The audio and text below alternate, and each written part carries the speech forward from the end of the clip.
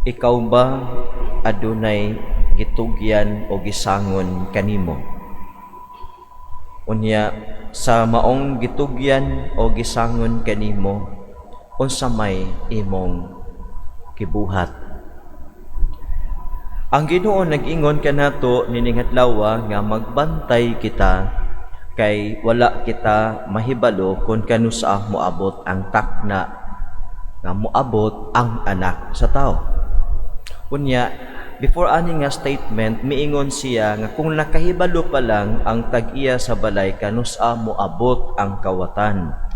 Magtukaw gayud siya og dili siya buot, di siya motugot nga ang kawatan makalungkab sa iyang panimalay. Kung mga igsuon, iyang ipanig-ingon nga we must be on guard all the time. Nga dili kita mamahimo nga lax na kaayo kay minta nga hayahay ang kahimtang o wala pay mga katalagman, lax na kayo atong kinabuhi. Subo sa masabtan kung unsa ka mahinungdanon kining maong kinaiya sa pagpangandam o kining kinaiya sa pagtukaw, gikinahanglan nga iasoy ni Jesus ang usa ka matang sa sulugoon. Usa ka sulugoon gisaligan sa iyang agalon. Unya mingon si Jesus pagkabulahan niya tong maong sulugoon kung maabtan siya sa iyang agalon nga nagbuhat sa iyang katungdanan.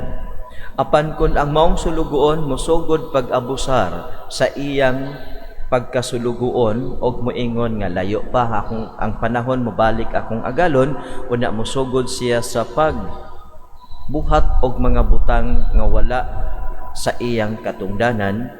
Mingon diri pagpamunal sa ubang mga sulugoon, palabig kaon, palabig hubog-hubog ug uban pa, o sa kaadlaw niya na mahiabot ang Ginoo ang iyang agalon nga wala niya paabuta. Nya tagod-taguron siya sa iyang agalon, unya ilabay siya sa gawas dito magkagot o maghilak siya. So, ulahin na ang pagbasol. Kung sa may atong makatunan, madala nato o ma-practice nato sa atong kaugalingon.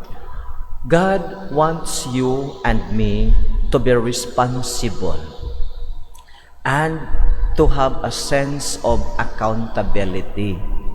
So, gitagaan ka og kanang katungdanan, something to take care, something to nourish, something to care para mo lambo kini.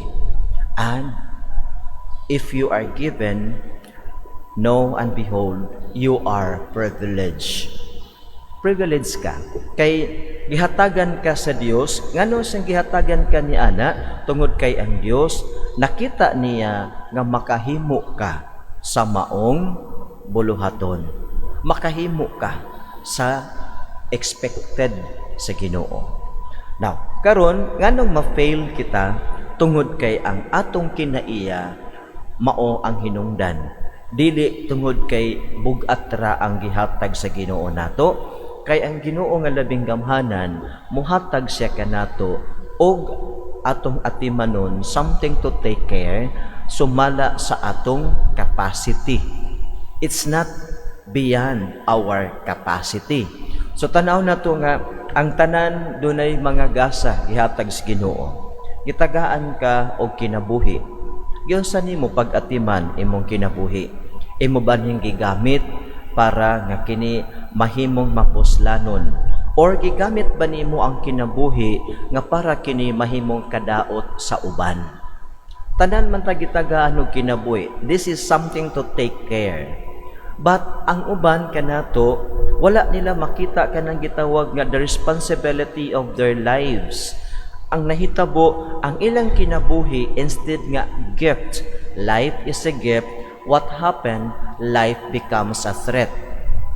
Mao na nga ang kinabuhi nako pananglitan, if I do not care for my life, I become a threat for other people. Mao na bitaw usay panangtan kay pamilya. Gihatagan ka sa Ginoo og pamilya kay hibaw siya nga you are able to care for your family.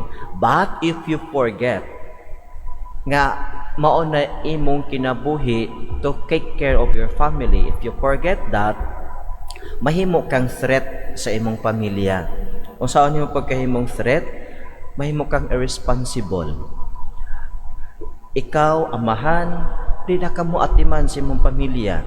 Imo na lang kaugalingong tiyan imong giatiman, inom, bisyo, whatever. Same thing with mothers. Basta dili na nato makita ang kanabitang atong responsibility o ang atong accountability sa naghatag kanato ni ining maong mga gasa, then our life becomes a threat to other people. Mao na tungod sa kadaghan sa mga tao nga wala makaamgo ni ini, even our own families suffered.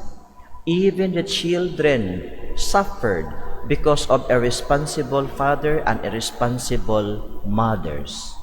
So mga igsuon gipahinumduman kita nining atong ebanghelyo nga unsaon nato to be watchful, unsaon nato unsay buhaton nato aron kita mahimong mabinantayon. Mingon si Jesus, bansayon nato kanunay ang gisangon kanato nga kaakuhan. Ako na ko'y kaakuhan. Ikaw na kay kaakuhan. Tanan kita na ay kaakuhan. Ang atong kinabuhi is kaakuhan.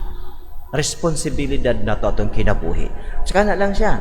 Unya kung na kay pamilya, ang pamilya niyo ay mong responsibilidad. Unya kay ni amantay simbahan, kitang tanan sakop man sa usa ka simbahan. Ang simbahan atong kaakuhan, atong responsibilidad. So kung mao kini mga kaigsuunan, mao nga ang atong pagka-responsable mao ang gipangayo kanato sa Ginoo. Kay if you are given and if you practice every day your task, then you become at home or you become expert of your task. So mga kaigsuunan, ang atong Ginoong Hesukristo nagpaabot kanato nga kita mamahimong sama sa usa ka sulugoon nga mabinantayon, usa ka sulugoon nga nagtuman unya kining atong pagpanuman ning usa nga ang sangputanan sa atong pagtuman sa atong mga katungdanan dinhi sa kalibutan. Mingon siya nga ang maong sulugoon pagkabulahan kay kung makaplagan niya nga nagtuman sa iyang gipsulti, iyang gipabuhat, siya himuong piniyalan sa tibuok niyang katigayunan. Tanan niyang katigayunan. So, but ipasabot nga there is a reward after all sa atong pagpaningkamot nga mahimong responsibly. Dili man siguro ma-perfect yun nato, pero adunay gitawag nato nga we improved our way of taking care. We improved our way of doing things in the name of God. Unya when we improve din makita sa Ginoo nga uy kini akong sulugoon buutan kini naning kamot gyud sa maayo, then there is a reward. Apan kung atong kinabuhi mahimong threat sa uban, sama ning sulugoon na sigig pamunal siya mga sig kasulugoon, magsigig hubog-hubog, magsigig siya og kanang palabigkaon, buti pasabot nga nahimo sang irresponsable. Unsa may at sangputanan, ang sangputanan ni ini mingon diri nga tagud-taguron siya sa iyang agalon unya pahiagumon siya sa gidangatan sa mga tigpakaaron ingnon, maghilak og magkagot ang iyang ngipon. So adunay gihapon gitawag nato nga consequence kung kita mahimong irresponsible sa atong kinabuhi, mahimo kita nga dili kita mindful sa atong mga katungdanan nga gihatag sa Ginoo, then there is always a consequence. So magpili lang ta which consequence ang atong gusto, reward or punishment. Ikaw ug ako adunay katungod sa pagpili.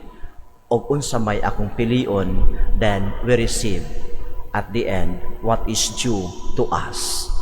So, kung kita magpakabuutan sa kalibutan, maningkamot kita mahimong responsable to do our task with love, then the consequence is we receive rewards. But if we become irresponsible and we become destructive to people around us, ang atong kinabuhi mahimong threat, hulga para kanila, then we receive punishment at the end. So samtang niya pa kita nining pankalibutan and it is not our time yet to go to the Father's house, maningkamot na kita Kay after all, pag-abot nato dito sa atubangan sa Ginoo, matud pa ni San Pablo sa iyang teaching, kitang tanan muhatag og husay sa Dios. Kung giunsa nato paggamit og pagpuyo ang kinabuhi nato og ang mga gasa nga iyang gihatag kanato. Og human sa pag-atubang nato, ang matag usa modawat sa iyang ganti nga angay kaniya.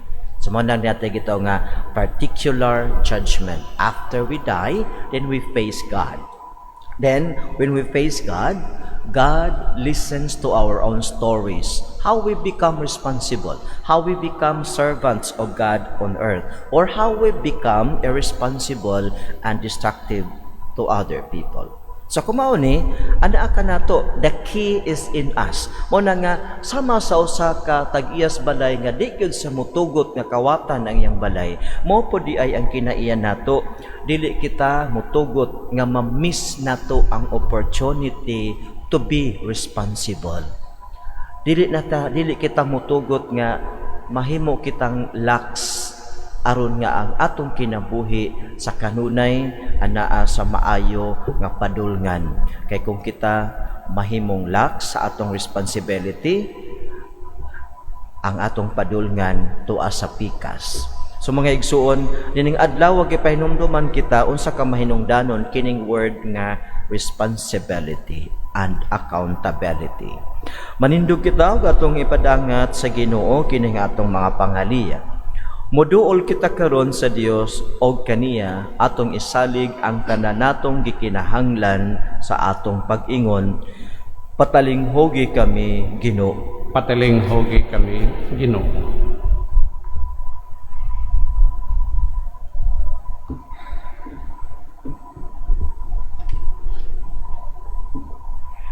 Alang sa tanang sakop sa simbahang Katoliko, nga mamahimo silang sanglitanan sa pagtuo, paglaom o paghigugma, magampo kita sa Ginoo. Patalinghogi kami, Ginoo. Alang sa atong nasod, nga makabot na ang katarong o kaangayan, magampo kita sa Ginoo. Patalinghogi kami, Ginoo. Alang sa atong mga kaigsuunan, nga nagpadayon sa ilang pagpangdaot sa atong isigkataw, nga sila makaamgo ug malamdagan sa grasya sa Dios, magampo kita sa Ginoo. Patalinghogi kami, Ginoo. Alang kanila nga ang kahibalo dili maghimo kanila nga mahilayo sa kabubuton sa Dios, magampo kita sa Ginoo. Patalinghogi kami, Ginoo. Nga imuuntang isipon nga takos ug mapuslanon alang kanamo,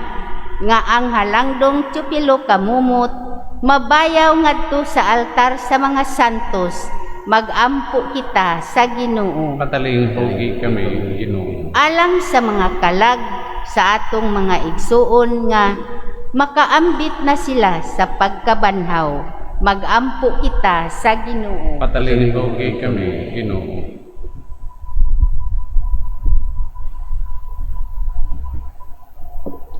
Ginoo dunggang mga pag-ampo sa imong katawhan, kay kini among gipangayo pinaagi ni Kristo among Ginoo. Amen.